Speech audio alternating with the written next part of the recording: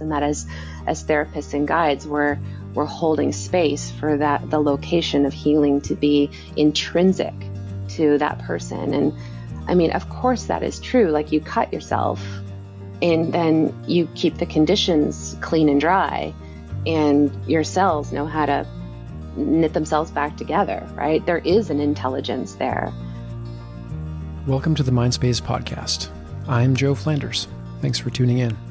So psychedelics are slowly re-entering Western societies.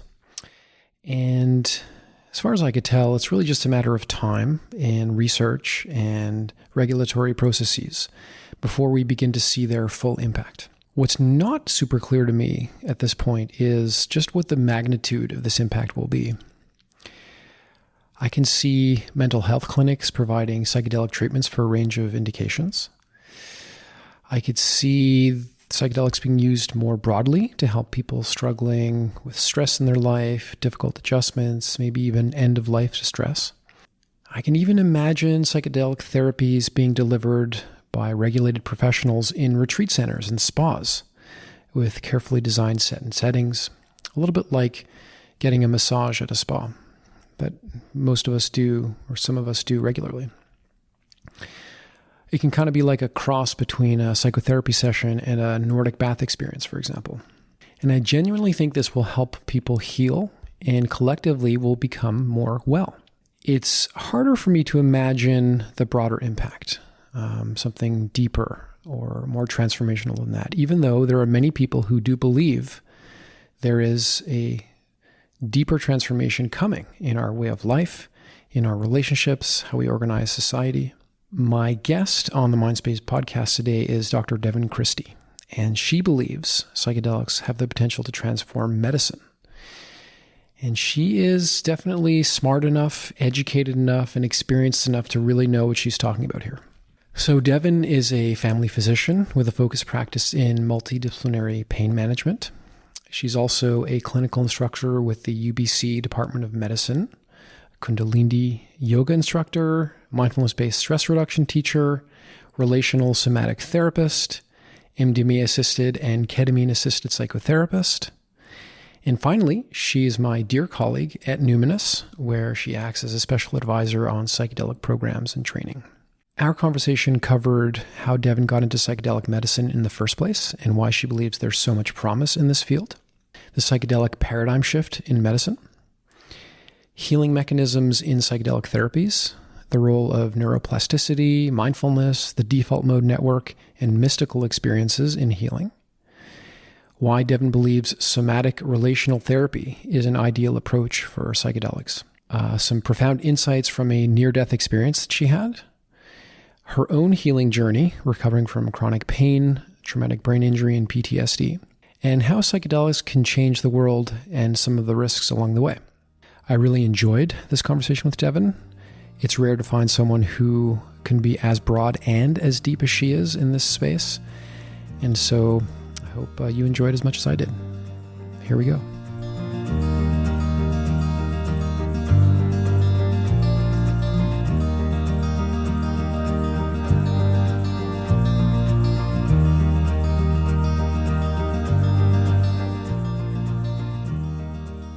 Devon Christie, welcome to the Mindspace podcast. Thanks, Joe. It's a pleasure to be here.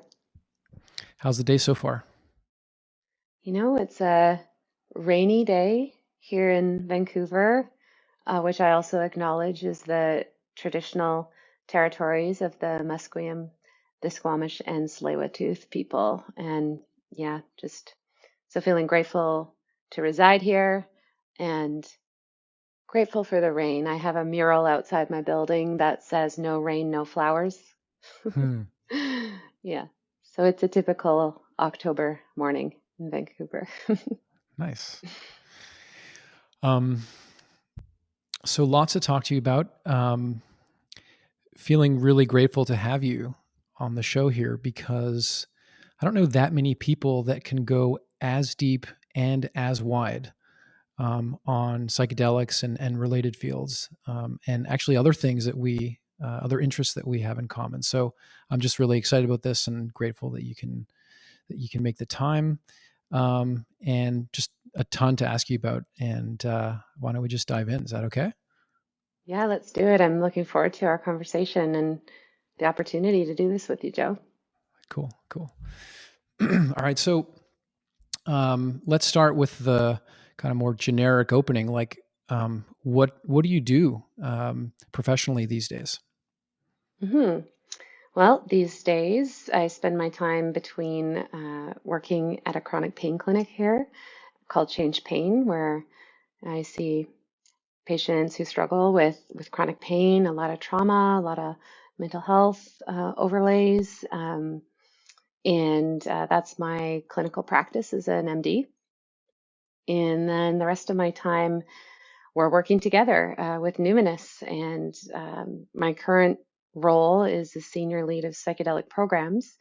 So, a lot of input on the development of our psychedelic programs, as well as the foundations for bringing therapists in and training therapists in the competencies around delivery of psychedelic therapy, and all the things I'm really passionate about. And then very soon also participating clinically here in Vancouver through our ketamine-assisted psychotherapy program that we've been working on together. So super excited for that. I'm going to just acknowledge your humility here in kind of not mentioning a number of the other talents and aspects of your background. I think what listeners should know is that you're also a therapist and a mindfulness teacher. Maybe can you just briefly tell us about the background on those two? Totally. Yeah. It's kind of been a natural progression over the years, right? I entered medicine with this view that medicine is powerful and is the dominant system of healthcare in our country, and yet it wasn't necessarily serving everyone, including myself, optimally in my view. And so went through, became a family doctor.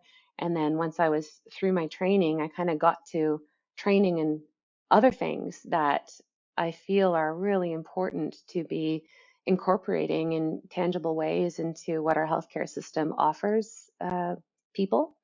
So, I was one of these early adopters of yoga. I was by fluke, by grace, really. I started practicing yoga when I was very young, 17, at the time when there was one person broadcasting it on public PBS, Lilias Folan. The show was called Lilias Yoga and You. She had a shag carpet and a big long braid and a leotard, and I did it diligently every day before school, um, which was this sort of precursor to an internal transformation. I've spoken about this publicly.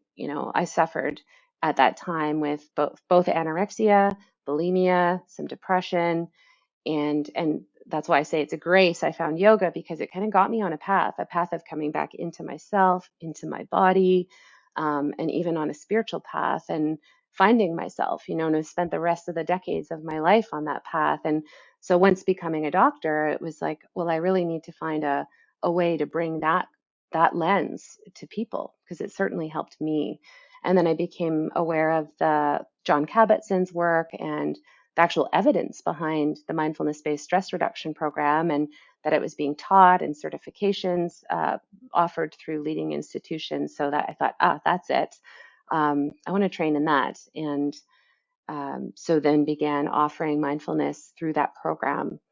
And with such satisfaction too, because the much like psychedelics, which we'll talk about more, the power of mindfulness-based approaches to empower people to observe their inner process, their world, to have a potentially quite drastically new self-awareness, like meta awareness of witness and thoughts not necessarily being who I am, that I don't even have to believe all my thoughts, and oh wow, I can relate to myself and the world differently. And then how does that translate into change and greater well-being?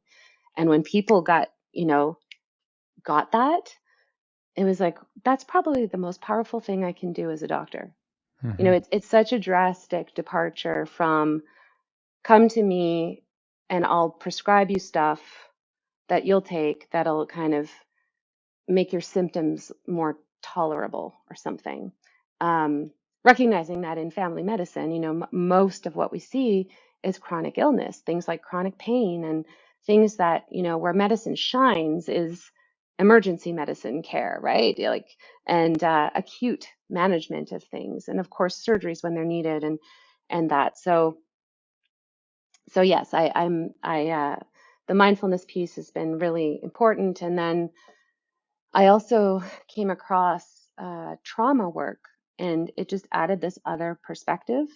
It added a Hmm. recognition that through like this psychobiological understanding of the stress response and our survival response and the types of states that that creates when we've had adversity and overwhelming experiences, and how that can uh, be present and be excruciatingly uncomfortable. And then you ask somebody to sit and just pay attention to their experience. And if that's what's on repeat, it may not actually be the most skillful thing to support people.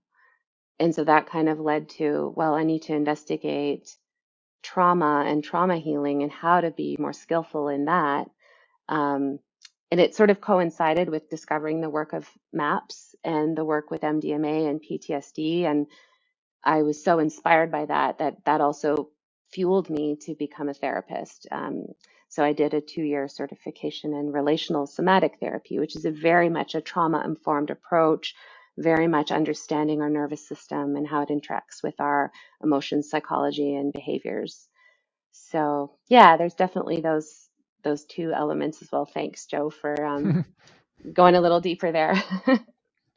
No problem. And I actually want to go even deeper a little bit later. Wanted to ask you about how you got into the psychedelic field, and I think you just answered that. So, which is great.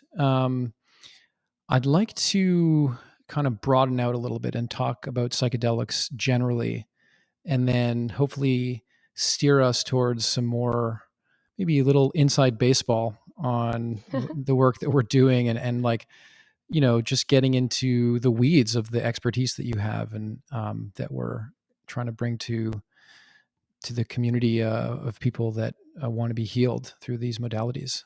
Yeah. Before we So do that, though, I will please. say I got tipped onto psychedelics before I found out about MAPS MDMA work, and that was through Gabor.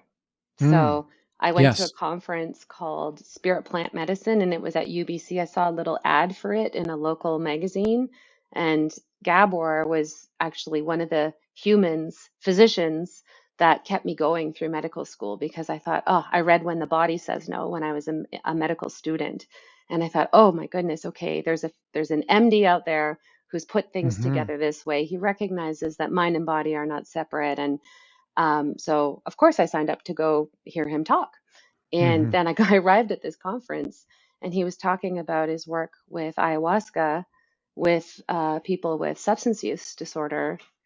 And I was like, Aya, what? How did I not know about this?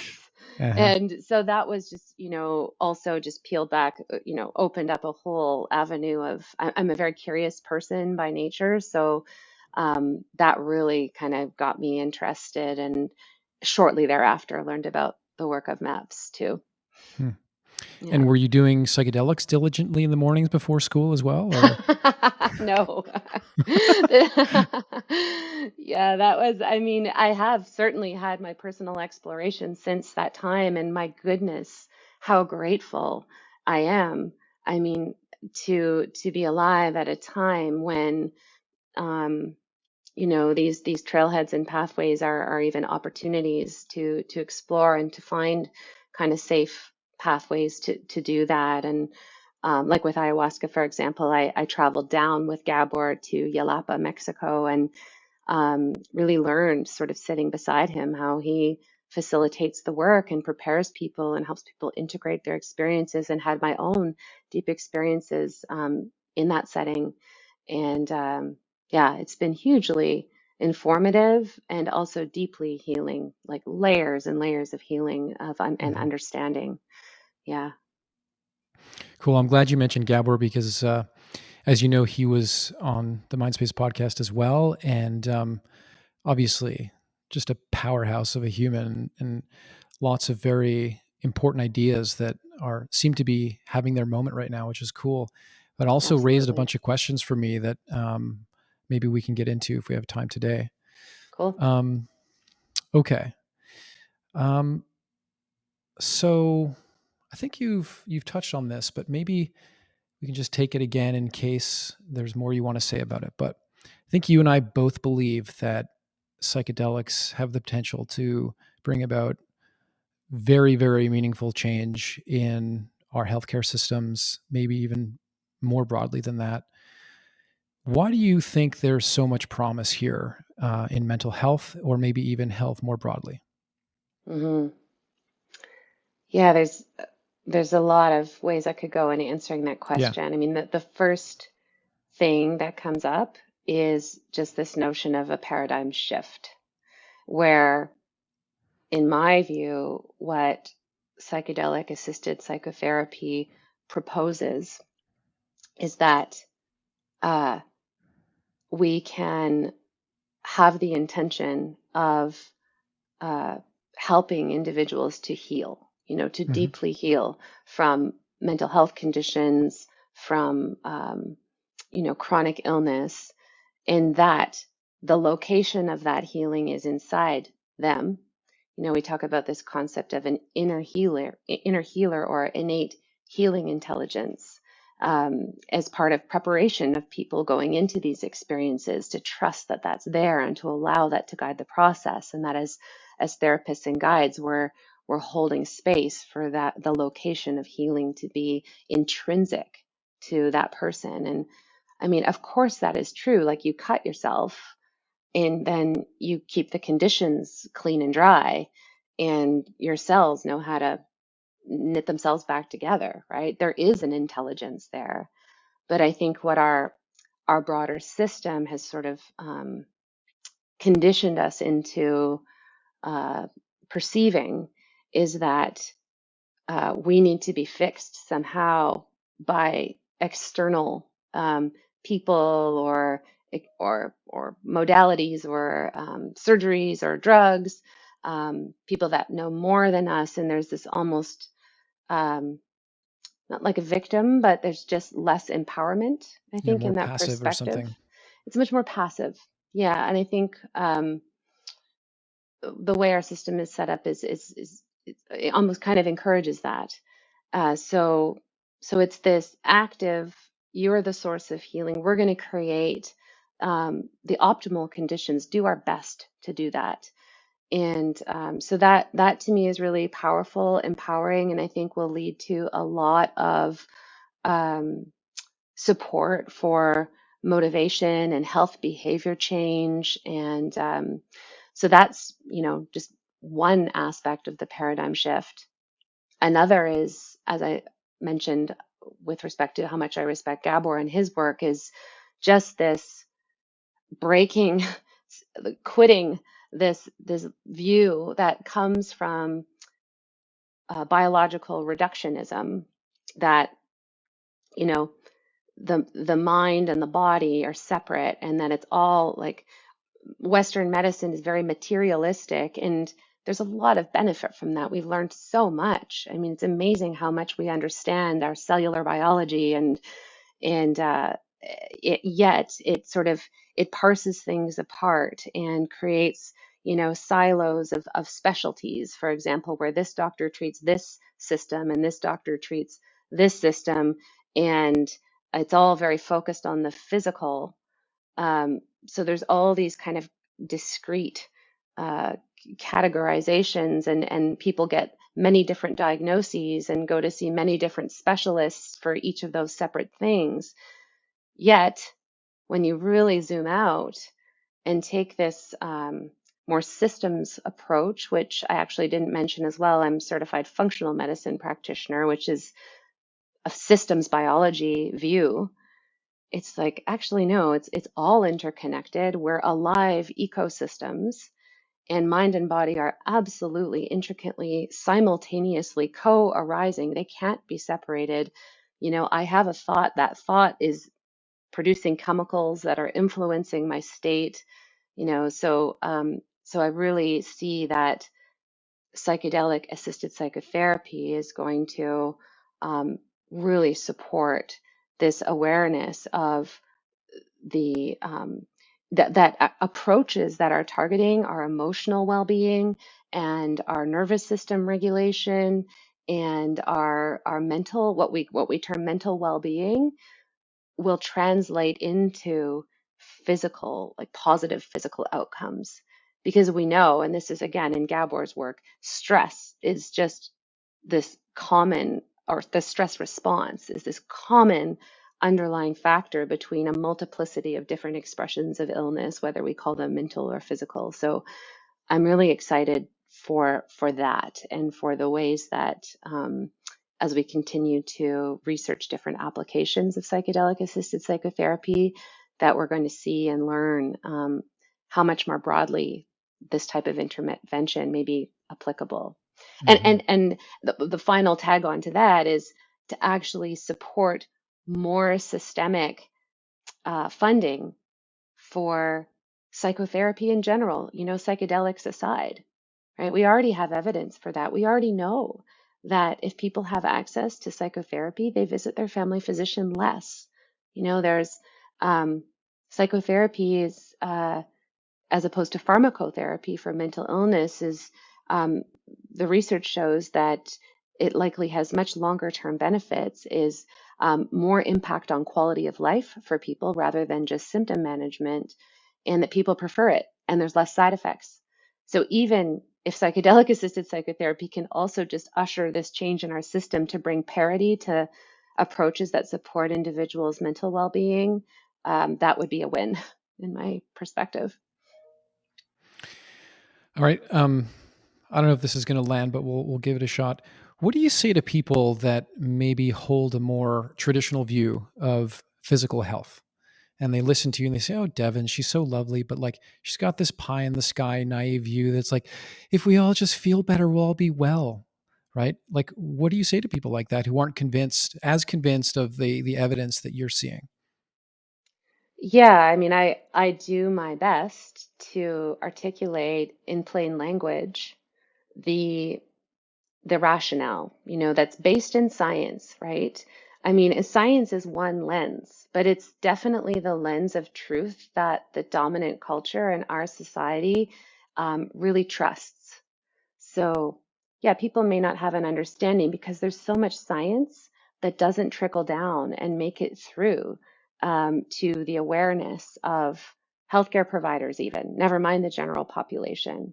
Um, so that's where, I spend a lot of time. I work in chronic pain, right? People Mm-hmm. present with Mm-hmm. physical pain. And my role is to help them understand and not push them to understand, but to skillfully discuss, with the backing of the evidence, how we understand that when we are stuck in a stress reaction cycle, the wear and tear on our system, the inflammation that's happening in our bodies, the deprioritization of things like digestion and other things that are not on a very evolutionary survival level important for our immediate survival. We don't need to be digesting our meal well. We need to be running away or fighting something, or curling up and possum, that collapse, sort of feigning death to so the predator might lose interest, really. And those are the states our nervous system takes us into when we're chronically perceiving threat. And in our modern day, you can't differentiate our system, those parts of our brain doesn't differentiate between a saber-toothed tiger or the interpersonal conflict with our boss or the person who's cutting us off in traffic, right? It's the same biological cascades that are going on. So it's a matter of trying to articulate things clearly, trying to give examples, and then helping people to see for themselves. And again, that's, I think, where the mindfulness approach, Joe, Mm-hmm. has been so powerful, as I'm sure you would agree, is really Hmm. just giving people tools to see for themselves. Like, don't believe me, Hmm. try this and Hmm. see if it results in greater well-being for Hmm. you. Yep. Because the data, the evidence, all that stuff is all well and good, but until people experientially know something as opposed to rationally know something, you can rationally take something in, but still have all kind of arguments against it, and it's much more powerful when embodied. Hmm. Right. Okay. So there's psychedelics are so interesting. They're so bizarre in so many ways, and can kind of elicit so many different kinds of experiences. They're used in so many different kinds of ways, and I'm fascinated by the literature that is slowly maturing, um, and uh, that's just investigating the mechanisms, or like what the hell's going on when we take a psychedelic, and how it could be helpful in reducing depression or helping someone get over PTSD or something like that. So I'd Hmm. love to hear your best guess right now on mechanisms. And I know that we've spent a lot of time talking about psychological flexibility and neuroplasticity, which, Yep. as far as I could tell, is sort of like the dominant model right now. Yeah. Can you just sort of explain that, what that model is, and how do you think that um, it can lead to greater well-being? Thanks. Yeah, I find this whole topic Hmm. fascinating as well. And I feel really grateful for the work that's being done in the field of trying to understand what's going on. And I think a lot of theories that have some weight to them are coming through functional magnetic resonance imaging research, a lot that's been spearheaded by Dr. Robin Carhart Harris, and that is, expanding. We're seeing more and more um, higher institutions opening up departments of psychedelic investigation and using tools like fMRI to see what's happening in the brain. And for the listeners that don't know what that is, it functional magnetic resonance imaging is like having an MRI, but instead of a static picture, which is in one point in time, you're actually watching the brain on that level over time. And you're able to see what parts of the brain are connecting, what parts of the brain are disconnecting. And we can also compare, under a state like psychedelics versus healthy, normal's ordinary state of consciousness, what the sort of mathematically computated trends in difference in state are happening in all these different networks. So it's like a network understanding of our brain. And so I think that's lending a lot. And what it's showing is when we're um, under the effect of a classical psychedelic, or even there's now been some, which is like psilocybin, LSD, DMT. There's also been some investigation now into entactogen like MDMA, which is not a classical psychedelic, but there's similarities. I think a lot of it is coming from the classical psychedelic research. There are a multiplicity of new possible connections that happen. We're seeing increased connections across the hemispheres of the brain and increased connections within the hemispheres of the brain. And the listeners, and you've probably seen, this little diagram representation. There's two circles beside each other, and one sort of depicts our usual ordinary state of consciousness, where the connections happening in our brain are the ones that have been highly conditioned over our lifetime, right? It's our learned way of thinking, paying attention, of how our actual brain is operating, the connections that we're making, which informs how we perceive our biases, everything. And then the circle beside that is much more colorful with way more lines, all across, which is representing this state with a psychedelic, a classical psychedelic on board. And so one of the, Dr. Carhart Harris, who I referenced, he talks about the rebus model, which is relaxed beliefs under psychedelics, and also the entropic brain model. and even primary states of consciousness model. And, to summarize, it's like that first circle with our well-rehearsed patterns is, there's a lot of weight in our daily lives to that. It's very hard. Learning is uncomfortable because to learn, we have to make new neural connections. So you try learning like an instrument or something. It's like, you feel uncomfortable, and it's getting over that hump of learning something new. It's hard to start making those trailheads to wire new pathways in our brain. Whereas when the psychedelic is on board, all of a sudden those new pathways become quite easily accessed in the moment. And those heavily weighted priors all of a sudden don't have so much weight anymore. And where in the past, those heavily weighted ways of thinking and perceiving would have, like a new idea might have just bounced right off of it because they're so strong.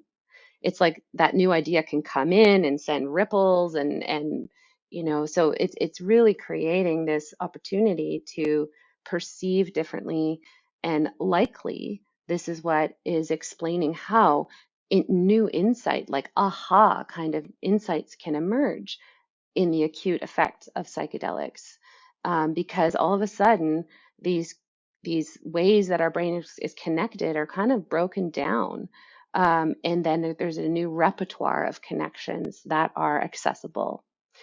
And so that can be very powerful, right? And we also know that psychedelics enhance things that promote neuroplasticity, not only by these sort of functional connective ways, but also, we see evidence of synaptic sprouting. So like there's the neuron, and the synapse is where sort of the dendrite and the axon meet. It's where like our nerves connect, and it's like a tree. It's like arborized. And in depression, for example, the dendrite is actually a little bit like withered, kind of like not as robust of a tree as compared to somebody who doesn't have depression. And then within 24 hours after ketamine, also a psychedelic, not a classical one, you actually look on an electron microscope at that arborization, and it plumps up. It looks almost like normal. So there's this very rapid effect of something going on that's helping with the ability of our nerves to connect, our nerve cells to connect with each other, to grow new connections. Brain-derived neurotrophic factor is increased, BDNF, with psychedelics. It's also increased with exercise, with fasting, and with other things. So that too can promote new learning. So I think there's multiple mechanisms. Yeah. I'm really curious, is those two, I don't know, models or whatever that you just described, is that the same phenomenon playing out at two different levels, or are those two completely different mechanisms? Well, I think that it's a different lens. Like one is, I think they're both happening Yeah. simultaneously, Yeah. but the changes in the functional connectivity of the brain on sort of like that higher level in real time, um, it's that's a very acute effect. Yes, BDNF is happening too. So at the Hmm. same time that we know there's these new repertoires of connection available, we Hmm. also know that the chemically there's stuff happening Right. that actually can reinforce those new connections, or Right. help. And that's where we'll talk about this later, I'm sure, but that's Hmm. where the very crucial importance of integration comes in. Yes.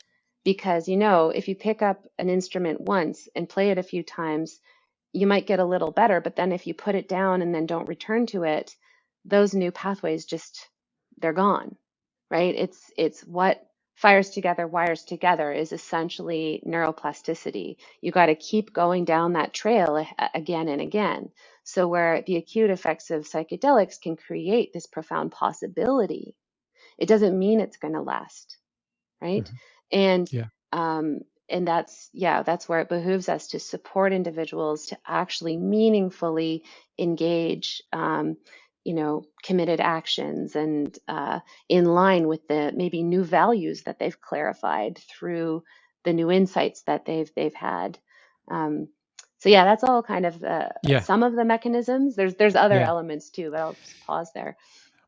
Yeah. So lots to unpack there. I think one of the pieces that, or I think what Dr. Carhart Harris showed that I think is a really important sort of complement to that way of understanding is that many of the, mental illnesses, let's say, for lack of a better phrase, what many of them have in common is a kind of rigidity and people feeling really stuck. If you think about, someone who's depressed, having like just this recurring pattern of like negative thoughts and emotions and PTSD or anxiety, being really stuck in certain, thought or emotional loops, substance use disorders, being stuck in this rigid pattern of behavior. And it's this introduction of new possibilities, new connections, new learning that can kind of break down this rigidity.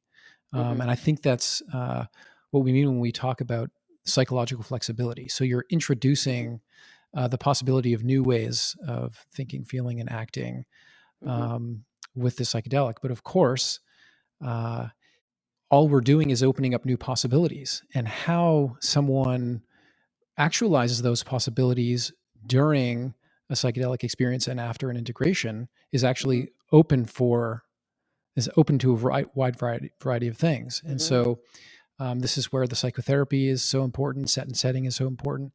And I think I'll also mention, I'd love to get your kind of input on this, that if you are, struggling in your life for whatever reason, and your friend tells you to go down to Peru and do an ayahuasca ceremony, and you don't really know much about it, and you go online and you try to figure some things out, and you get on a plane, you go to some place, and like you have an experience that's very isolating and traumatizing and stuff, you could be leveraging neuroplasticity in exactly the wrong direction for your well-being, or Absolutely. maybe initially the wrong direction, and then maybe landing you in the right direction eventually. But so yeah, this neuroplasticity can be actualized in a variety of different ways.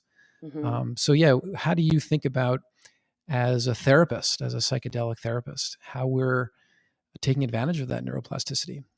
I think it really boils down to people having experience of safety Yeah. and people being, adequately prepared for the challenge of psychedelic experiences, you know, um, and having a nurturing environment where, you hear recreationally people talking about bad trips, right? Bad trips from a psychotherapeutic perspective is really just repressed emotional content or maybe traumatic imprints in the body mind, in the nervous system, all of a sudden having the valve taken off because of the introduction of this powerful psychoactive drug. And without the support to um, contain, to assist an individual in navigating those challenging states, absolutely, one could be re-traumatized. One could have their, you know, highly conserved negative beliefs about themselves um, very much reinforced. And when you speak to the ayahuasca example, I mean, I'll share that my very first ayahuasca experience was it opened a lid of what I now understand was implicit shame. Implicit is, we've got explicit awareness and explicit memory, which is like ourselves in a narrative in time. This happened then, and then the implicit is everything. It's like what's under the iceberg, like under the water, like our waking consciousness is the tip, and then there's everything underneath. And, my somatic therapy teacher says the body is the keeper and holder of all information, past and present. And that's primarily held in our implicit memory body-based felt sensations that can bleed into the present moment, given whatever factors of our environment are activating of it. But so in that ayahuasca experience, it was like the effect of the medicine and just what was there in me, unexplored or unknown, just opened right up. And I tell you, it was not fun. It was excruciating. And I actually went away from that experience feeling like I shouldn't have been there. I'd done something Mm-hmm. wrong. There's Mm-hmm. something wrong with me. And that, like, there's something wrong with me is the voice of shame. That is the like articulated belief of toxic shame. There's something wrong with me. I'm a piece of garbage. A lot of people walk around in our society with that kind of shame and those kind of implicit beliefs about themselves. And so, yeah, it's absolutely not a guarantee that if you go and take a powerful medicine like this, you're going to come out on the other side with positive outcomes. And that's why it's so important to create the optimal conditions with skilled people attending, with a warm and nurturing environment. When I think about going off to, the Amazon as I did, and it's such a foreign environment in Mm-hmm. so many ways. Never mind introducing something so powerful into your consciousness that's even more foreign experientially. Um, so, so yeah, to come back to the flexibility piece, Yeah. the yes, there's stereotyped uh, ways and patterns of thinking, and it can be so powerful to break those down. But when not held well, it's it, it's like any powerful medicine. It's always a double-edged sword, Mm-hmm. right? You need to know the risks and you need to be skilled, and that's like there's so many medicines like pharmaceuticals. There's anesthesiologists are the doctors that give haloperidol and other powerful or not sorry halothane powerful anesthetics, not haloperidol, that's different, but Mm-hmm. powerful anesthetics to people where they're actually now in charge of their vital signs for a period of time. Mm-hmm. And there's special training required to be able to do that because of the risk and because of the responsibility. And I see that absolutely translating to holding space for psychedelic healing Mm-hmm. for people. Mm-hmm. Okay. So let's talk about ketamine for a second, Hmm. because there is a fairly robust practice and tradition of using ketamine to treat depression, PTSD, perhaps especially depression, substance use disorders as well. And it's this tradition I'm referring to is like a very medical model where the psychedelic experiences that sometimes come up with ketamine are seen as like this unwanted side effect, and just sort of I'll ask patients to sort of ignore that because it's just Hmm. this weird side effect. And it's not what we're interested in. Is the neuroplasticity that ketamine can induce that has this beneficial effect on your emotional parts of the brain, and have a powerful antidepressant effects. Hmm. And it's like happening, I don't know if it's at a cellular level or the level of certain networks or whatever. And Yep. um, is it not possible that we can create things like neuroplasticity and broader connectivity in the brain without needing these big, weird, intense experiences with lots of insight and all the meaning making that comes with it? Why do we need, what's the point of all this experiential stuff? Can't we just tweak some knobs in the brain and people get on with their lives? Yeah, multiple perspectives here. So that is the biological reductionism model, trying to explain, the rapid antidepressant effects of ketamine based on a very mechanistic understanding of what it's doing on a cellular biological level. And it's valid. All of those things are valid explanations, but I think that they are only one like slice of the broader understanding of what's possible that just isn't accessible to the lens of biological reductionism. That lens needs to expand. reference paradigm shift we talked about earlier. So yeah, when people get a ketamine infusion, on average, 70% of people have quite a powerful reduction in their depressive symptomatology that lasts for about 7 days, and then it comes back, and then they have another infusion and another infusion. And from the lens of neuroplasticity, it's great, like make the brain more plastic. And yet, what are the conditions then that you're in with that enhanced plasticity? What is influencing your learning? What is there to help potentially challenge old ways of perceiving and reinforce ones that might be more beneficial to your long-term well-being?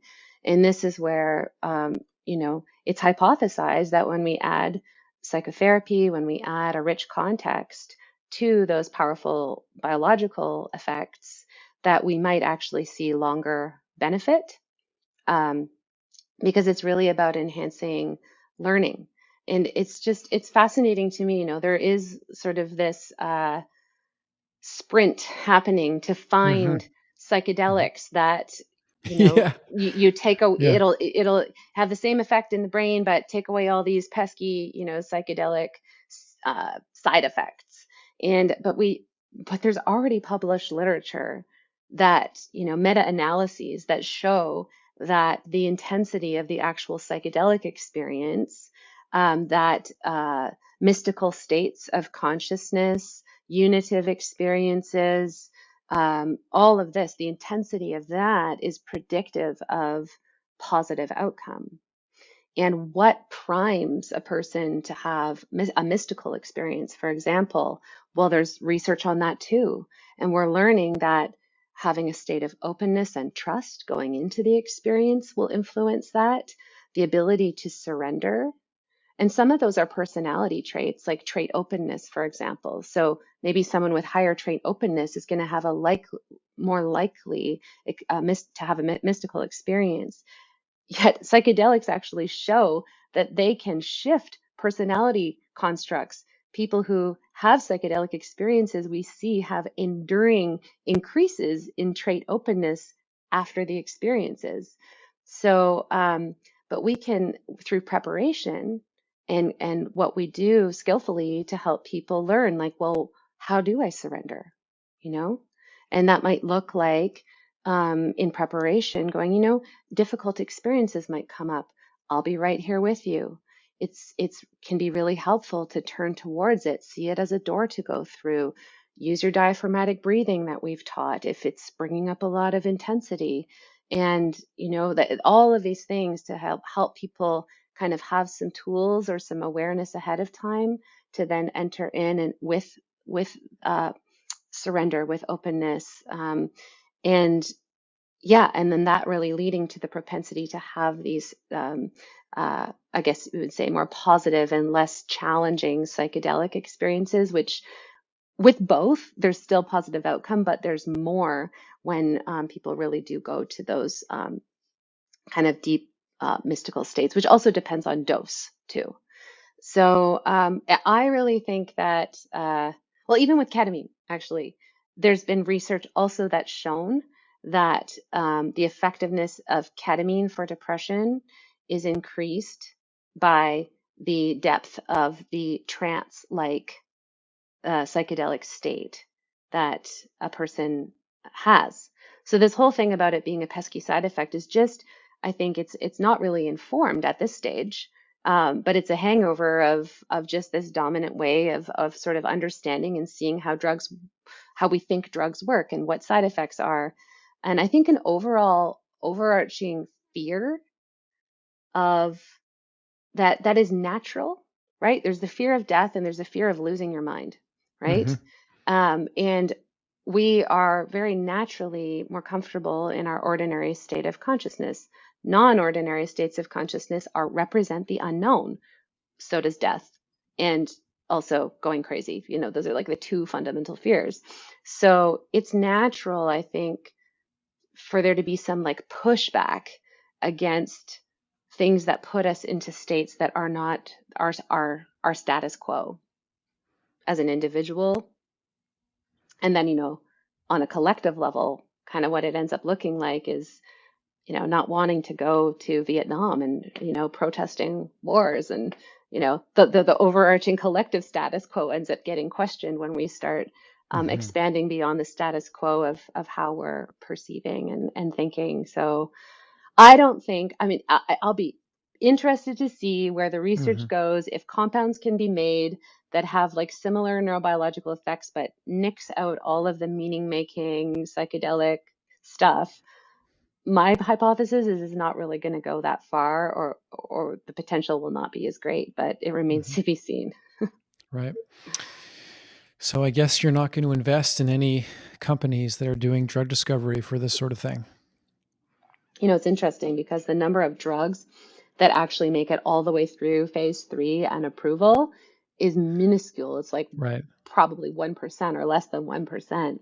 So there's all this drug discovery going on right now, but really, like, when you look at the stats, how likely is it that any of these are going to really be successful? And we've got drugs that have been used for decades, if not, well, when you're talking about psilocybin, time immemorial, right?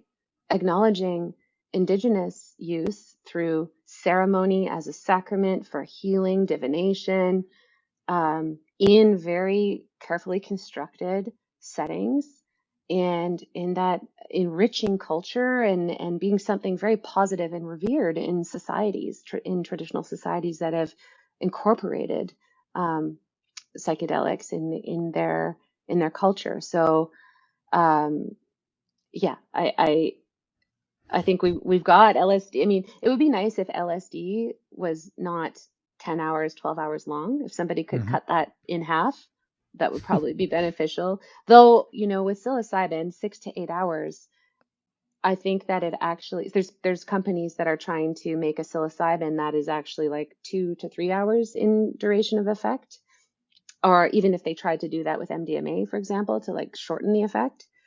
My perception is actually that the depth of healing that happens over an 8-hour session all day, in the context of 2 therapists with a client, is so profound. And it actually, I think, will lead to inefficiencies if you shorten it to like 3-hour sessions, but then have to have more of them. So again, it remains to be seen, but it's all Right. fascinating to me. Right. I think you're touching on something that I think is often lost in all of the, more superficial media hype around psychedelics. That psychedelics are going to sort of like help us address the mental health crisis in our society or change the world in some deeper way. They're just a tool or a catalyst, right? And it all depends on what we do with them. And I really think that that's a message that we can't say enough, actually, because I think it's misunderstood. And yeah, and hopefully more and more experts like yourself can continue to speak that message in a compelling way. So with these models and this sort of understanding in hand, I want to get to some of the stranger or more, I don't know, interesting aspects of psychedelics. And so you mentioned earlier. Well, wait, can we that, just sorry, please, Joe? Can we please just go talk, for it. just elaborate on the point that you just made, because Please. I want to just reinforce it because it is Yep. so important. I think it's something we feel super aligned around, which is psychedelics, like mindfulness, are not a panacea. I think, there's such suffering and desperation that people want to believe in panaceas. Yeah. And I think it is, yes, they're a tool. We do need innovative treatments. We do need better treatments for severe mental health conditions. And certainly there's a lot of promise there for psychedelic-assisted psychotherapy. Yet, part of what this is another paradigm shift, part of what the dominant system does, the Western medicine, is it individualizes illness. It puts the illness in the individual without this broader recognition or, understanding that translates into any sort of action in medicine, that individuals are living in a toxic culture, and which is the title of Gabor's new book, which I can't wait to read when it comes out next year, that there are so many ills on a societal level that come from a lot of the isms, like greed and fear and capitalism and competition and the social determinants of health, poverty, all these things, inequities, oppression, the soup that we're swimming in right now. To individualize that onto a person is like you're sick, not like the broader system is sick, is participating in oppression. And so my hope is that psychedelics as a tool and as a powerful treatment can not only assist in individuals finding their own healing, but also to a broader awareness and recognition of what we need to do, what our obligations are, for people in government and decision makers in our society to address inequity, to address lack of access to mental health services, to address all these other things that are so much of a part of the suffering of individuals. And we do know that psychedelics help us to feel more connected with one another, to have this like more broader understanding of our interconnectedness and our interdependence. So I do think, that there's promise there as individuals more and more, really in again, embodied way, have that understanding that together collectively we're going to continue to advocate for these broader changes that are necessary for our collective health, which is also the health of our planet, our precious planet, which we don't need to dive into detail, but we're in a crisis right now. Mass extinctions and polar ice caps melting and all of that. There's a lot of, I think, what psychedelics might bring to climate grief and how we face that collectively, that are potentials there. But I just, wanted to really highlight your point about not a panacea and not just to the individual. There's much more broader healing that needs to happen. Let's pursue this a little bit. I wanted to ask you this later, but we can get into it now. To me, there's this interesting gap between this a little bit more granular analysis of how psychedelics can help someone with depression, for example, and then this much bigger, broader, in ways more inspiring way of thinking that psychedelics can actually help us heal collectively or help us find a way to deal with climate change or social justice or whatever. What's the link? How do we get from this, mental health focus to these broader considerations? And is it actually a little risky to get our hopes up or to accelerate on psychedelics before they're regulated and thoughtfully integrated back into our society? I think that, again, I referenced the level of desperation and suffering. There's a lot of risk in the hype around it right now because it's taking us a little bit to establish regulated, safe settings for people to engage with this type of work in a healthcare setting. I mean, my expertise is not on recreational context or spiritual context or anything. I'll refrain from commenting on that.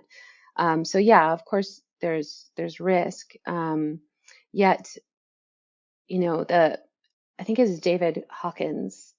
He wrote a book called Letting Go and a few others. And I remember I wrote down this quotation that personal healing emerges collective healing, and this kind of notion that we are microcosms as part of a macrocosm, but it's holographic. And even when you drill down to activities on the cellular level, you can see those activities on the organism level, and then you can see those activities on the level of humanity, and I know from my own process of healing and expansion and growth that I might identify something that's a problem outside me, but then what do? Of course, I want to name it, speak to it, put effort and action into addressing it in ways that I can to make it right in alignment with the truth that I see. but not just external. I have to go, oh, in what ways is that living in me? And how do I heal that in here as a participant in the healing that Mm-hmm. needs to Mm-hmm. happen on the collective? So, um, individuals need a lot of support, right? Like the model of two therapists with one client with severe PTSD, I think is appropriate because the level of complexity and developmental trauma and the attuned presence of two people and helping navigate that space coming from a state of severe PTSD is I think really important to the healing. But then I think we can look at wherever people are, at models of doing this in group settings or integrating this work in group settings and starting to create that fabric. And it's one of the pillars of the care model for Numinus, which is connection, which is about creating community and relationship centered care, the quality of our relationships, and the fact that isolation leads to suffering, depression. We are warm, squishy mammals. We are not meant to be as isolated as we are in our society and from one another. And so I see that, as we proceed with this, I hope that we'll certainly within Numinous, we're working to create models Mm-hmm. that will facilitate connections, Mm-hmm. people to share their healing experiences, to inspire and be inspired, to find support, to find common humanity, to come out of isolation. And I think that will ripple out to a more Mm-hmm. collective level. Mm. That sounds good. Yay, right? um, yeah. So actually, let's keep going on this because I wanted to ask you earlier about an understanding of psychedelics that goes beyond psychological flexibility and Mhm, neuroplasticity, mhm, or at least those models for me aren't sort of capturing the full range of psychedelic experiences. So, for example, you did mention like MDMA, which I think mhm, nowadays is recognized as a psychedelic, but does sort of act differently. mhm, Some people call it an empathogen. You mentioned entactogen, which I mhm, understand is a sort of a synonym. mhm, And so that's slightly different, but also very interesting. And then something else we sort of have referenced obliquely so far is the notion of like an entheogen, right? mhm, Psychedelics um, creating mystical experiences or encounters with the divine. mhm, How does that fit with this sort of like neuroplasticity or mhm, like psychedelic flexibility model? Um, mhm. yeah, I'll just Yeah. leave it there. Good luck. No, thank you. Thank you for circling back to that mechanistically, because I agree it is absolutely a big, big part we haven't unpacked yet. Hmm. Our colleague, Dr. Adela France, she recently published an article on the dimensions of emotion and spirituality, emotional Hmm. experience and spiritual experience. It was a qualitative paper. Can't remember the name of it, but just recently published like last week as dimensions to be considering as we look at the mechanistic actions and the powerful change Hmm. that can be engendered by psychedelics. And that spiritual piece. When we come back to that person-centered approach and the inner healer and how to hold the space well, it's definitely not about transposing our spiritual ideals or anything on a person, but yet hopefully, one of the domains of being a competent psychedelic therapist, as outlined by Janice Phelps in her 2017 paper on essential therapist competencies, is something Hmm. called spiritual intelligence. Hmm. And that as guides or as therapists, we've had reference experiences for ourselves of the mystical or of maybe what we might call, I mean, language never does it justice, but universal love or um, you know, God, right? Call it what you will, the nameless, the formless, non-dual,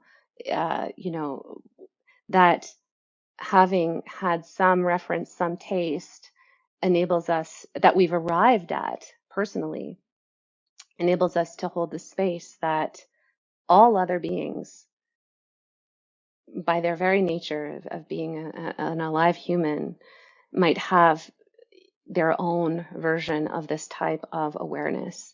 And when I reflect on how much that means and translates into the quality of my own life.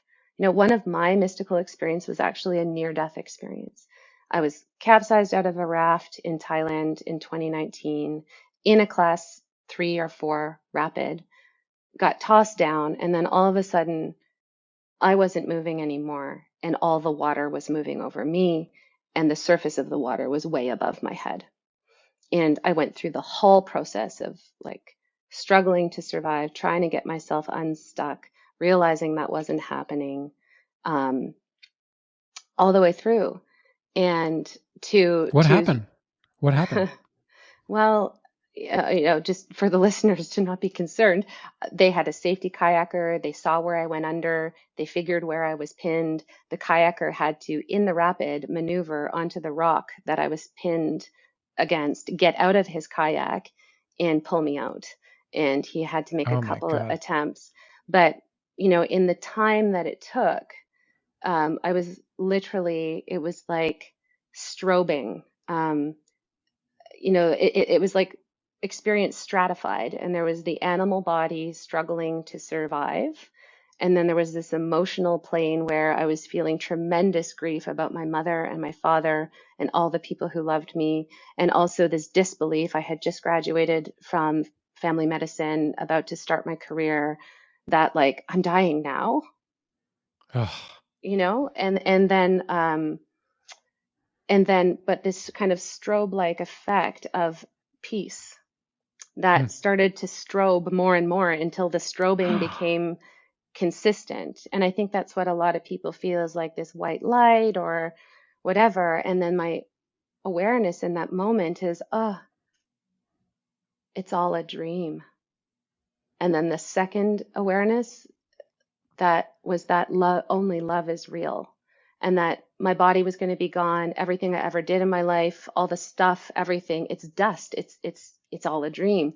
But what was going to carry on over to wherever was next was how I loved and how I participated in love in my human life.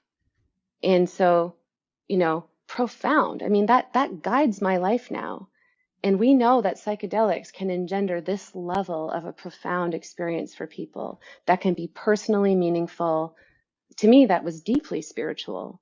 And we could certainly explain it on the level of like, and my nervous system went into a dorsal vagal state, which was like a Yes. collapse state, and therefore everything felt dreamlike and whatever. But it doesn't matter how we explain it.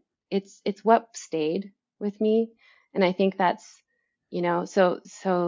so the spiritual piece, I think, is huge. I know that personally, and we can hold space that people can have this level of powerful awareness for themselves. And then, yeah, with maybe I'll just pause there for a moment. Yeah. Yeah. In my perspective, it's part of being human that we can have this kind of awareness.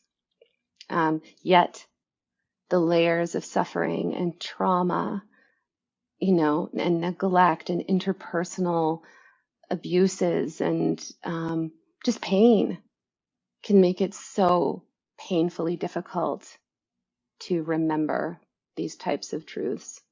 And that's where, like, to return to MDMA as an empathogen. Empathogen, what does it do? It calms our fear centers in our brain, calms the amygdala. We know that MDMA causes decreased connectivity between the amygdala and the prefrontal cortex, and increased connectivity between the amygdala and the hippocampus, which is memory processing. And so we're getting like functional MRI sort of explanations for what's going on, but then just phenomenologically, this is why MDMA-assisted therapy is a breakthrough treatment for PTSD, because individuals can approach horrifically painful content that's part of their trauma and not go into those survival states of fear and shutdown, where if you were to do that without MDMA, you just can't therapeutically progress, because when you're in those states, it's recycling that trauma again and again. And a lot of people with trauma go for talk therapy. They talk about what happened. They leave feeling horrible because they're just, all of the implicit felt states that accompany those memories are just coming up and not necessarily resolving.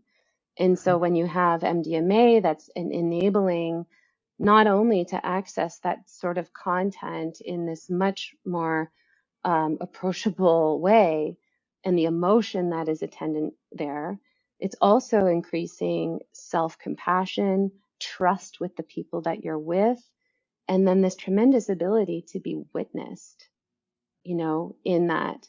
And that's where, if we want to take our conversation into the interpersonal realm, that level of witnessing, of being seen and attuned with, it's so important developmentally for our health as children and infants. Yet many of Mm-hmm. us lack that, which sets us up. It makes us vulnerable for things like PTSD later in life. But I think there's so much happening mechanistically on the level of the interpersonal, as well as just the increased range of our optimal arousal zone, our window of tolerance to actually process stuff that is Mm-hmm. otherwise just so overwhelmingly painful to do. Mm-hmm.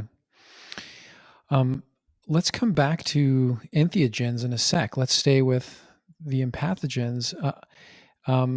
Maybe you've covered this, but I just want to make sure we're capturing this notion of like how relational, like MDMA assisted psychotherapy is, or why you think that, you do relational somatic therapy, why that Hmm. relation piece is so important. And maybe for that matter, let's hear why the somatic piece is important as well. Hmm. Yeah, I mean, we are born into relationship, right? We're wounded in relationship, and profound healing happens in relationship. We can't be not in relationship. We're constantly relating to our environment, to one another. And as they say in many indigenous wisdom traditions, all are relations. And there's an honoring of that. And so from the relational somatic lens, it's understanding a lot of the work that's been outlined, like by Dan Siegel in interpersonal neurobiology, right? Acknowledging that our brains are wired for social connectivity. We have something called mirror neurons, which plays a huge role in our capacity to feel with another. And a big part of healing and also healthy development is this sense of feeling felt by someone. Mm-hmm. And so when we're young, we're not born with the capacity to self-regulate or even to name our emotional states and develop, emotional literacy, or intelligence. We need to learn that, and we need to learn that through attuned reciprocal interactions with our caregivers, where they come down to our level, mimic our facial expressions, or respond in some way of like, oh yeah, that hurts, doesn't it? And then it's like, yeah, and then soothing and comforting. And then we learn, oh, I can feel pain, and then I can come back to feeling okay. And like our nervous system develops kind of like flexibility and range through rupture and repair. Like we're not always perfectly attuned with, but if we've got caring people around us that come back and say, hey, mommy was really stressed. I shouldn't have yelled at you like that. I'm sorry, sweetheart. And repair like that. We also socially learn and form relational templates about what's even possible in relationship to other humans. And sadly, many people don't have that. They have neglect. They have uncaring, wounded people as the ones who are kind of fostering their rearing environment, which, maybe if we lived more in community, young children would have access to other safer adults that would buffer that somewhat. But we live in, like, to a large degree, nuclear families too, where it's so much this intense relationship with like one or two adults. Mm-hmm. Mm-hmm. So that all impacts our development, our capacity to self-regulate our emotions and our nervous system, and even to articulate what we're feeling. and to actually be in touch with our embodiment, which is our felt sense, which is our lived experience. And, you know, the so that's where the somatic piece comes in. Soma meaning body. We feel emotions in the body. Emotions aren't a concept, right? And so therefore, in order to actually empathize with others and even connect with our own intuition or visceral senses of how to navigate the world requires sort of a level of capacity for interoception, which is like that inner felt sense. There's the insula, there's parts of our brain that are very much the parts that register that kind of information. And with trauma, it's understandable. We disconnect because it's too painful. But because of neuroplasticity and because we can learn at any stage of our lives, we can come back into ourselves. I definitely followed that trajectory in my own healing. Now I'm, super embodied, and things like yoga and expressive dance and just having connections and friendships in my life where I can feel and express and be seen and heard and held. This is all, it's all such a beautiful dimension of humanity, but one that I think our society and even our learning systems and everything just isn't necessarily supporting optimally. So that somatic therapy, let's say when you have an insight of something, from a somatic lens, even if let's say it's even a positive insight, we can deepen a person's Mm-hmm. awareness of that by going, oh, tell me more. Do you feel that somewhere in your body when you think about that thing? Or as you Mm-hmm. see that image, are there any sensations you're noticing?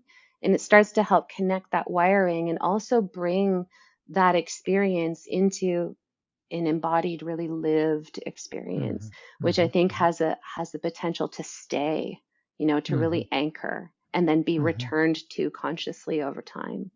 Mm-hmm. So yeah, I think that's a lot of the power of these contemporary approaches to psychotherapy that are bringing more of the body in. And it doesn't mean like body work. A lot of people think somatic Mm-hmm. therapy is like hands-on massage or something. No, Mm-hmm. it's just it's very mindfulness based, and it's Mm-hmm. curiosity, and it's helping to give language to and resonate with what an individual is experiencing, and really like elaborating that to include the felt perception, and then to use the skills of understanding trauma to help people like pendulate and um, you know dip your toe in and come back out and be resourced instead of having to be flooded by Mm-hmm. going straight into something that's Mm-hmm. really painful. Mm-hmm. Yeah. Mm-hmm. Hmm. Yeah, I do want to talk about how mindfulness fits in the mix here. I think I Hmm. have an opening in a little bit. So let's come back to the entheogens for a second. Hmm. Um, it's not uncommon for people to refer to psychedelic experiences in these terms. In fact, there's this whole notion of the mystical experience that actually has a lot of really interesting empirical work behind it. I think the Mystical Experiences Questionnaire was created at Johns Hopkins, and it's actually a really important kind of variable, I think, in predicting the impact of psychedelic therapies. Um, so I don't know, maybe in a way it's intuitive, but like, man, what what does mystical experience mean? Or to say that we're encountering God or something divine under the influence of psychedelic, that's a tough one because, I mean, we're bringing in two very, very complex things. What is God and what is mystical or divine? And then Hmm. how the hell are psychedelics kind of enhancing our access to that or amplifying that capacity of ours? Hmm. I think of it more as um, being um, like having a sense of awe amplified in my experience. But what is your best guess about, is it related to this uh, kind of enriching of connectivity in our brains or something about neuroplasticity? What is it about these psychedelics that create these divine experiences? Hmm. Yeah, I mean, it's interesting because even the language mystical experience and the Mm-hmm. language used to designate the different categories of mystical experiences, like in the MEQ, like there's the sense of awe, there's a noetic sense, but it's all, it's interesting because when you give language to something, it already starts to Yes. define Frame it it. Yep. and frame it, and then that can become an expectation and that people like measure their experience against. And so that's sort of coming back to how important it is to kind of hold things in a very open frame of possibility, with some reference ourselves for what that could be like. But yeah, I mean, I think anytime you talk about a phenomenon, you can apply, any given lens to it. You can look at the connectivity that's happening in the brain. Like you can go, okay, these states are associated with decreased connectivity in the default mode network, which is associated with our narrative sense of identity, or perhaps the ego, quote unquote, and that's going offline. Therefore, we can theorize. At some point, I think, it's all interesting and we like to explain things. And the how of it, though, does it really matter? I think, Well, it mattered earlier when we were talking about psychological flexibility and yeah. neuroplasticity. Well, and I think it's important too because of, using the language of scientific investigation and the scientific arrival at certain truths to support moving forward in our dominant healthcare paradigm with things that are drastically challenging to the status quo. I think it's really, yes, it's important in that context to make these maps and to back them up by evidence and empirical, stuff. I'm thinking more when it boils down to the individual having that experience phenomenologically. I think I really like the construct of the noetic. Noetic is it's just like truth. It's just like that this is true, not because you read it by some trusted source or because there's a bunch of evidence to support it. It's just an inner knowing. And this is this reliably happens with psychedelics for folks that enter these kind of quote unquote mystical states. And I think that is something really powerful because especially when we're helping people, in prep and integration to hold a frame of, self-reference and that empowerment to actually know what's true for you. What are your values? What is important in this very life, this precious life to you? Like one of the noetic awareness I had of the truth that love is the only thing that's real. I can say that to people, but it's really just in the intimacy of my inner experience with myself that it's like to every fiber of my existence, I know that's true for me. I'm not going to say it's true for anyone else. And so this is kind of where the noetic, I think, as a part of the mystical, is profoundly powerful at connecting people to their own wisdom, to their own hearts. In mindfulness, we say, right, like wisdom is inherent, right? And we do these mindfulness practices to create conditions such that you're tapping into your inherent wisdom. And so, however that feels for someone or whatever that looks like for someone, I think, it has the potential for such merit and beauty, really. I love this construct of beauty too, and I love that Adele LaFrance is also bringing in the construct of love back into what we're doing in psychotherapy as well.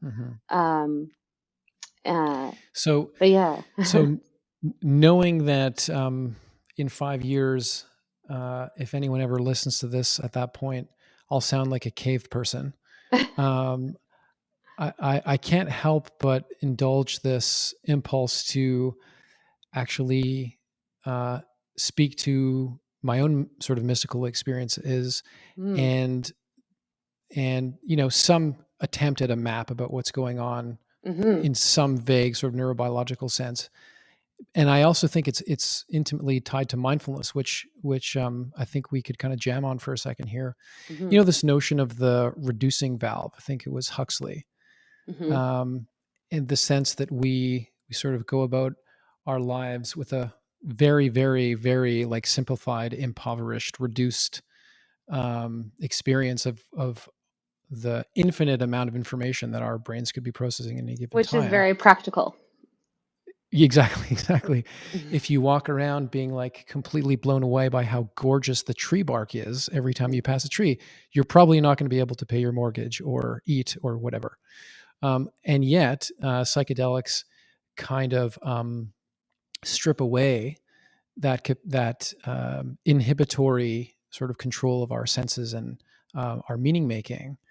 And it's pure speculation, but it does seem to be at least hypothetically tied to this opening up of new neural pathways that you were talking about before. So all of a Mm-hmm. sudden, new possibilities, new things to perceive, new connections to make between things that we're perceiving. Mm-hmm. And it's just overwhelmingly something. It could be overwhelmingly beautiful. It could be Mm-hmm. overwhelmingly terrifying. Mm-hmm. And um, in my experience, and you know, I take your point about the noetic quality and that it needs to feel true experientially for it to sort of carry weight for anybody. But that's been my um, closest reference for the mystical experience, and it's a Mm-hmm. powerful sense of awe. It's a powerful sense of like Mm-hmm. revelation Mm-hmm. of everything that I don't normally attend to, and just the overwhelming Totally. complexity and Yeah. beauty of it, etc. And that's the closest I could come to really feeling like I'm in contact with God, or Mm-hmm. whatever that refers to. And of course, there is a really interesting tradition of using psychedelic compounds to connect with the sacred or the divine or the mystical. Mm-hmm. And that's my best guess Mm-hmm. in terms of how that's sort of playing out psychologically or something like that. Yeah. Um, and then I actually think this is um, unfortunately probably just a metaphor, but there's some evidence that this whole like reducing valve thing, or like the sort of like stripping away of ordinary ways of thinking and feeling, is tied to the default mode network, right? The default mode network is like tying all this together and holding together a sense of self. And what's super interesting in this literature is that both psychedelic experiences and meditation experiences show downregulation of the default mode network. Oh, yeah. Um, so yeah, I'm curious if you buy that default mode network theory and this whole notion of ego dissolution being tied to that. I mean, I think there's truth to it. Like everything, it's going to not be like the one and only ultimate answer Yeah. or explanation. I think it even, default mode network aside, even just what we were talking about earlier about relaxed priors and the rebus Hmm. model and Hmm. just all of these new possibilities opening up, you could take it to, Buddhist philosophy here, where when we examine ourselves in meditation, we notice that we have patterns of thought that repeat, that these patterns of thought that translate into our words, our actions, our behaviors are absolutely conditioned, right? We're walking around balls of conditioned behavior and thinking. And so to parallel that to this reducing valve Hmm. metaphor, it's Hmm. like, yeah, we're walking around now, as adults with a reducing valve that has practical uses for navigating the world, but that also can and does get in the way of our, from a Buddhist lens, liberating insight. And therefore, there's a path. In Buddhism, there's the Four Noble Truths: the truth of suffering, the cause of suffering, the truth of the path of Buddha nature, and then the path to liberation and the realization of that. And I think that if you've looked in the eyes of a baby, right, a human being born fresh, with that doesn't have all the layers of conditioning that we carry with us as adults. I certainly, I see quote unquote God when I look in anyone's eyes, but there is something very beautiful and innocent and open and incredible about the eyes of a young child. And to take it to the neurobiological level, yeah, they've got this multiplicity of connections that are possible, just Mm-hmm. like we do when we're in a psychedelic state. I mean, I Mm-hmm. wish I could return to a moment of when I was 3 and navigating the world. I'm sure it would feel like a psychedelic state, right? Mm-hmm. Um, Mm-hmm. and so, yeah, I think that if we can really just have the humility to see and understand and know that we carry with us perceptual biases that shape what we see, the Mm-hmm. truths that we then reinforce through perceptual bias and cognitive bias, right? We see what we're looking for. That even happens on the level of the quantum, whether you're expecting a wave or a particle, that's what you see. Like, you know, Mm-hmm. Mm-hmm. so that to me brings forward this tremendous humility, and then again this tremendous awe of, you know, I do experience, when I go for a run here in the Pacific Spirit Park out at Spanish Banks. It's one of the things I love to do. The way that I take in the green through my eyes, and the way that I stop and appreciate the beauty of the tree bark, that sort of in mindfulness we call it beginner's mind, right? Like seeing with Mm-hmm. fresh eyes. Mm-hmm. That it actually doesn't stop me from paying my rent or taking care of Mm-hmm. my bills, because I'm not doing that in that moment. In that moment, I'm running in the forest. Mm-hmm. So I think that there's actually space for us to be perceiving, more openly in this way, um, where we can still function in the world. Mm-hmm. And I think, to return to the awareness that you mentioned about meditators and how the state of their brain is like very similar to the state under a classical Mm-hmm. psychedelic. Mm-hmm. Yeah, meditators who've been practicing for a long time, they are just kind of living in non-dual awareness. Mm-hmm. And yet there is an ego structure and a functioning ego that is there to navigate the world too. So I think it's and as opposed to or, Mm-hmm. Mm-hmm. you know. But Mm-hmm. yeah, I think that awe, and it just opens so many doors of curiosity, and to me just joie de vivre. Like, wow, what a Mm-hmm. miracle. We're here Mm-hmm. humaning together and like being so freaking curious about what it really all is. And Mm-hmm. these psychedelics can be very, very powerful in helping us explore those questions for ourselves. Mm-hmm. I don't get to spend much time with Buddhist Devon, but I wish I did. It's been a big part of my path. I moved from Uh-huh. sort of yoga and more Vedantic philosophy, and then I discovered Shambhala lineage, Chogyam Trungpa. I read Sacred Path of the Warrior and was like, ooh, I want to sit and meditate. And then found my way to a Buddhist teacher named Greg Kramer, who lives on Orcas Island in Mm-hmm. Washington. And he developed this method called insight dialogue, which is an explicitly relational path of Mm-hmm. awakening from a Buddhist frame. And so I've been to, I think, 7 or 8 or 9 insight dialogue retreats, which are like silent meditation retreats, but then you sit and you practice meditating together in a very like structured context for a period of time in the morning and the afternoon. Everything else, noble silence. There's lots of solo sits, but it's yeah, I love Buddhist. I love that Buddhist philosophy is kind of, it outlines all these things, but then ultimately just says, see for yourself. And Mm-hmm. Mm-hmm. Mm-hmm. Mm-hmm. yeah, and a lot of the things that it outlines to me in my own experience are very relevant to my happiness and well-being. Like Mm-hmm. there's something called the four immeasurables, and they're, karuna, which is compassion, metta, loving kindness, upekkha, which is equanimity, and then mudita, my favorite one, which is sympathetic joy, which is experiencing joy at the good fortune of another. Like when we live our lives from that, there's like so much joy, right? You see people having good fortune and you're happy for them, as opposed to envious or whatever.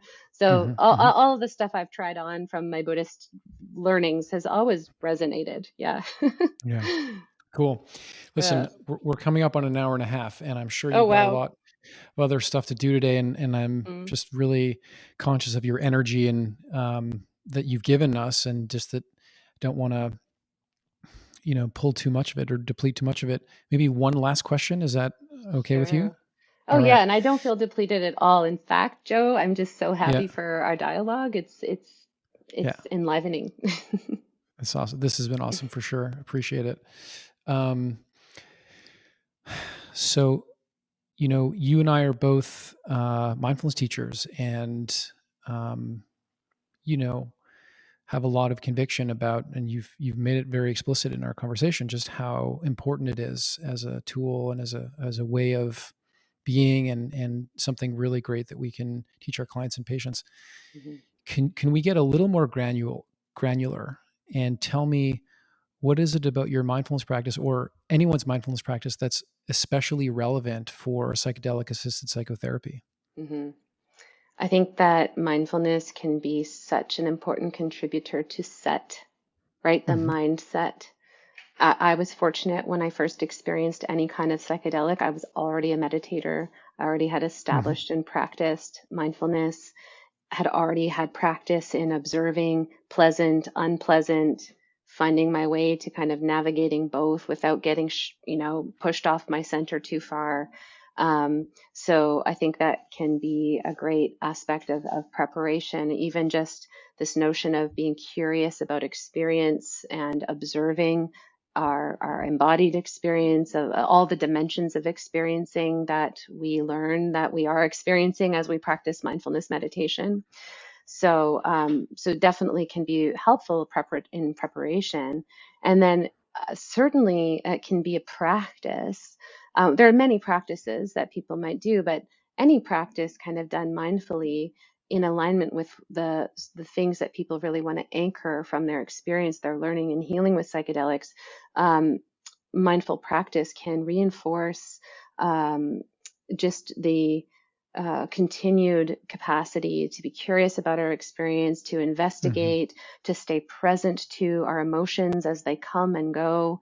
Um, and it's interesting because after the 1960s big bloom in Western society of LSD and psychedelics, that's when there was also this parallel, just looking to Eastern mystical or wisdom traditions and people meditating together, and spiritual communities popping up.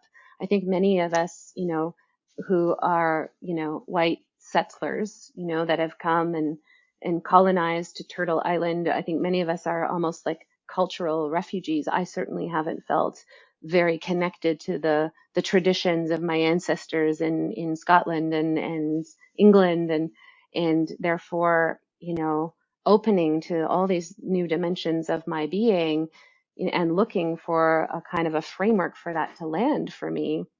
Mm-hmm. We've talked about what frameworks those have been, but so whether it's mindfulness or uh, any sort of contemplative practice from whatever tradition, I think it can really serve folks to deepen and to integrate, to have the space to return as well to those meaningful peak states.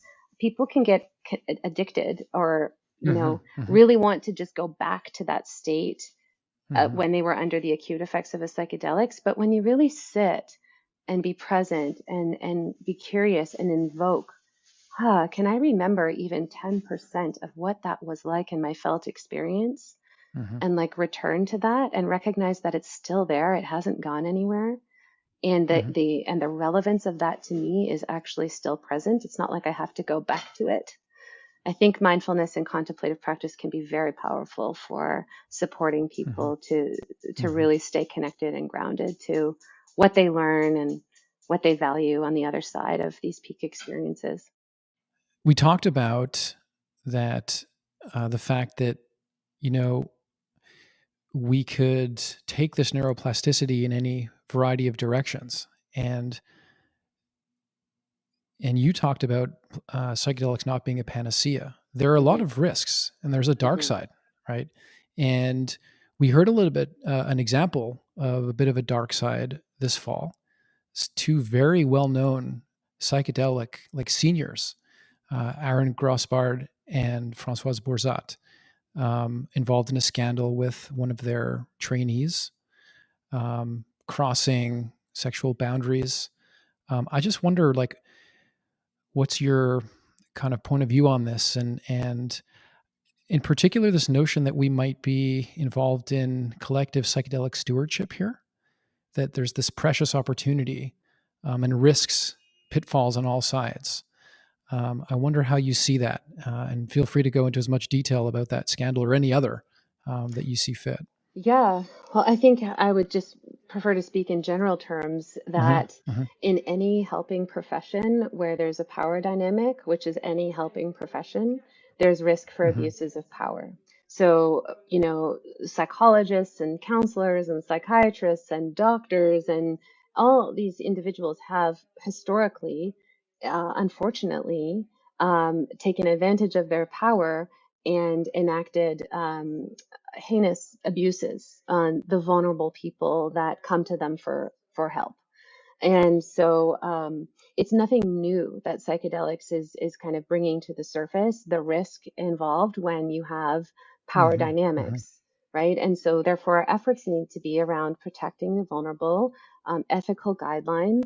We have those ethical guidelines, for example, in medicine. If I were to have sexual relations with a patient, I would lose my license, right? So there are consequences. But we also have a punitive system where if someone does commit one of these, what do we want to call them, crimes? I mean, there's a number of words we could use. It's kind of like, well, you lose your license and you're done, and often we'll just blackball you. And honestly, I think scapegoat people, because I think where we need to go, where psychedelics is taking us in the way that we're looking at safety and ethical transgressions, is getting a little bit more curious about the humanity of people, whether they're in, whatever side of the power equation they're on, but especially those in positions of power.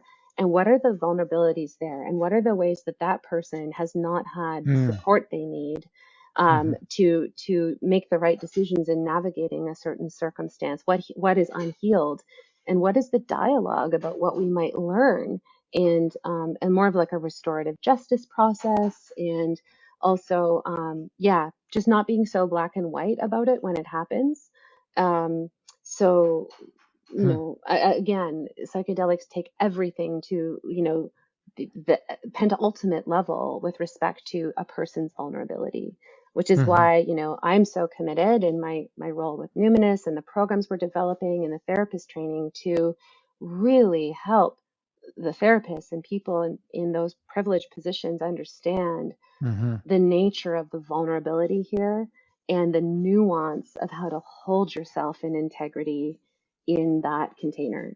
And even though it might not be actually abusing a client, even just being the parts of ourselves, which we all have them, that we're unaware of and that we might get activated or triggered by our client's process, if we're not able to acknowledge, recognize, shelve that, and return to holding space for them, and instead we start kind of enacting some of our own stuff into that space when they're wide open, that's also potentially harmful. It's not as far spectrum as actual, sexual indiscretion and stuff, but it's we have to really hold this with preciousness, with reverence, and with utmost ethical and integral awareness collectively and with ourselves, if we find ourselves wanting to step into the role as guide or as therapist in this format.